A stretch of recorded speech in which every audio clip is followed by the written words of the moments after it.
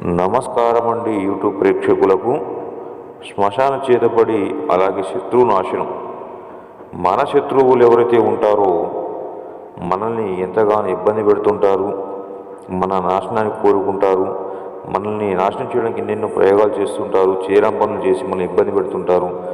మన ఇంట్లో పిల్లలను కానీ అలాగే భార్యాభర్తలను కూడా మనశ్శాంతి లేకుండా చేసి సర్వనాశనం చేయడానికి ఏదేదో ప్రయోగాలు చేసి మనల్ని ఇబ్బంది పెడుతుంటారు. కాబట్టి తిరిగి వాళ్ళని శత్రుశేషం ఉంటే కుటుంబాన్ని అంతం చేయొచ్చు మనం ఈ యొక్క శ్మశాన చేతబడితో.